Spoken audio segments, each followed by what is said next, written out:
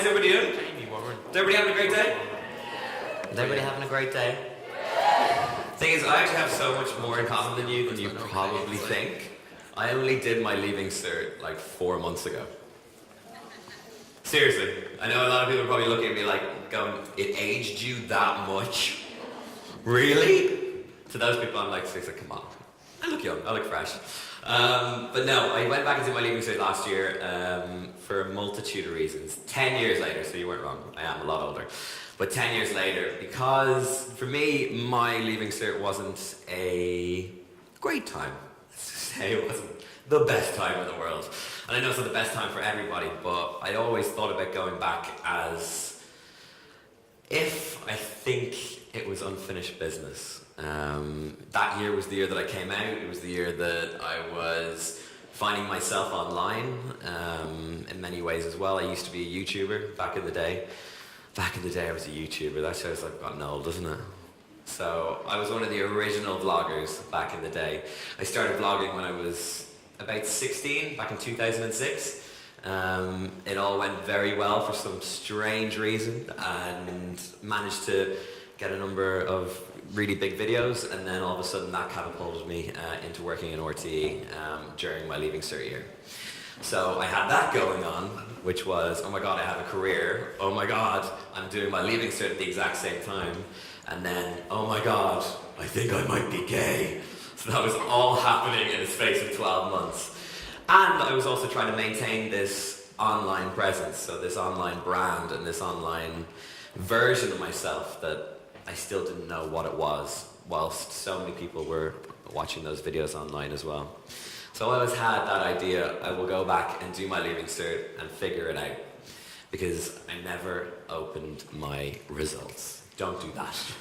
When I was 18 and I got my results, I stuck them in a shredder and I never opened them until 3 months ago. So we got the old results, we opened them up 10 years later, we got the new results and we opened them up as well. All on camera because I've got to do it dramatically. I wouldn't have it any other way pretty much. But yeah, what I really realised this year going back and being amongst you guys was one, I have a massive amount of respect for all young people in Ireland, not just for doing the Leaving Cert because it is a nightmare in some ways, but also it's a very formative year in other ways, which makes it a very exciting year for you guys too. But it also made me realise the things that are happening kind of in your life at the time of doing that, or even just in 5th year and 4th year, and what you have to contend with, as well as having to decide the rest of your life in the space of 7 exams. And a lot of that is how the world has changed in terms of online. When I was younger, and I was a YouTuber, and I was making those videos, and I was a vlogger, I was kind of like one in a few. All my mates weren't online. They weren't on the internet. I remember a teacher one day asking, oh, how long do you spend on the internet? And everyone was like, I don't know, like 10 minutes every 2 days. It just wasn't a thing because we didn't have the smartphones. God, I am aging myself now. We didn't have the smartphones and the access to social media like you guys do today. But I was finding that myself. I was, spending about 2 to 3 hours every night online, watching tons of YouTube videos, making friends all across the world, and then making my own videos and doing all that sort of stuff. So I somewhat had a similar experience and relationship with the internet that people do now, but 10 years ago.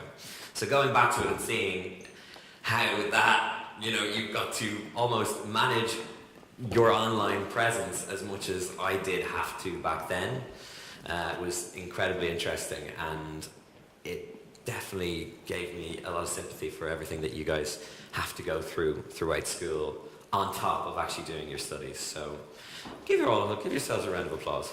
Go on, just go do it. Seriously. You deserve it. Probably one of the most formative years of my life this year, probably one of the most interesting years of my life this year. To put it into context, I do work in RT as well, so I was working in RT alongside doing the Leaving Cert, and probably the most crazy marriage of that was last February. I finished my last mock paper, so I did the whole thing properly. I was in school 5 days a week, finished my last mock paper. I was looking at my watch, I had like 3 hours to get to the airport because I was going to cover the Oscars on the Friday. So it was a ridiculous year, but I wouldn't change it for the world. Delighted to be here because I think this is an incredibly important talk and I think it's an incredibly important event. Is everybody enjoying it? Yeah? Yeah. Brilliant. Awesome. I was here last year and I had such a great time. And I'm so excited for today because we've got so much planned as well over the next hour. Someone as well who throughout my YouTube journey I actually met and we've been reacquainted today backstage, which is so lovely, and I love when that sort of thing happens, especially in the world of YouTube. I think so many people who started there have gone on and done some amazing things. One of those people actually, I think he was here last year. Has everybody heard of Riyad Khalif? He's a YouTuber. I was going through some of my old videos from when I was younger, and back when we were 17 we used to be really good friends, and he was uploading videos but he was getting a lot of abuse for it. He was pretty much bullied off the platform, and I remember it really deeply hurt me at the time because I wasn't out and I knew that all the abuse he was getting was because he was gay, and I thought it like pretty much drove me further into the closet because I was like, I can't be a gay YouTuber, whereas like 99% of them are gay now, to be honest. But that's what I thought, and I went back and I looked at some of my videos the other day and I saw this one that I made basically giving out to all the people who had given him abuse, and then it just gave me this huge sense of pride over where so many of those people have ended up.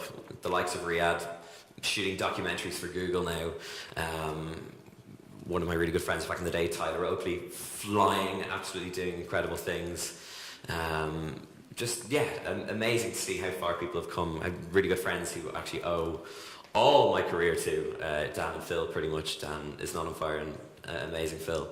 And they were playing the Olympia Theatre 2 nights like a few months ago, which just kind of showed me that, you know, all this abuse that we got back in the day and all this misunderstanding that we had back in the day, we persevered and some pretty cool things happened out of it.